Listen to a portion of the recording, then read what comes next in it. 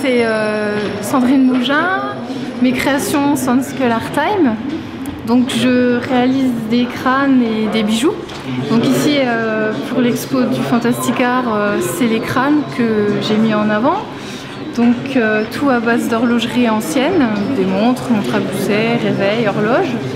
Donc c'est des crânes en résine que je vais habiller de mécanismes. Voilà. Après ils sont tous différents parce que chaque horloge est différente. Je leur donne un petit prénom à chacun. Et puis voilà.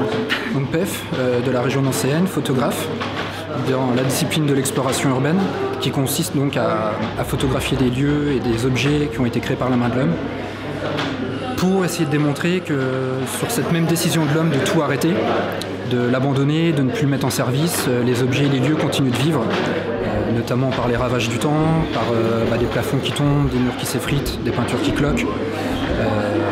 Voilà, c'est essayer de montrer qu'en fait l'homme pense qu'il est sur l'échelle de l'humanité, il est tout en haut. Et en fait non, il y a toujours la nature qui est au-dessus. Et voilà, c'est un peu pour démontrer ça. Donc ici actuellement, j'expose sur des photos support aluminium.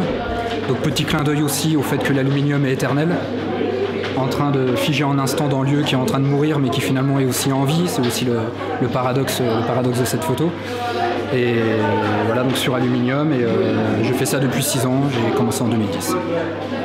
Donc bonjour, je me présente, Charlotte Pasquier, nom d'artiste Abiyata. Mon univers est un peu à la fois coloré et à la fois animalier, peinture, sculpture. J'utilise l'os comme matériel de base pour les sculptures. Donc ce sont des animaux que je vais ramasser dans les bois ou bien sur les bords de route. Malheureusement, il y en a tous les jours des animaux qui se font taper.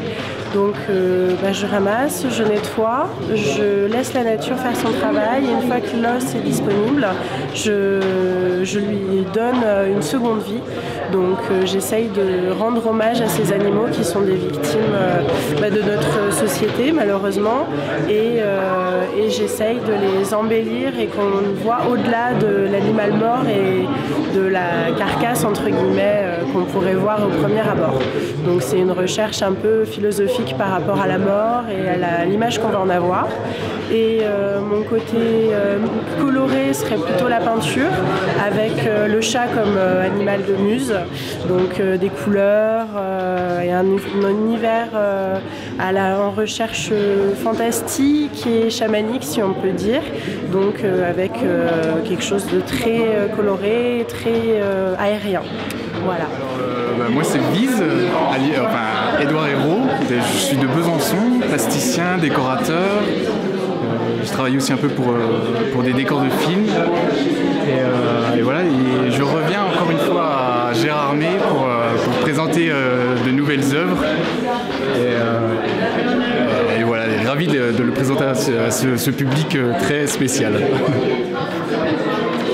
Donc, alors ma technique c'est la résine, et j'utilise aussi les matériaux de récupération, donc que j'assemble au fur et à mesure une fois que j'ai trouvé le thème du personnage que je vais créer.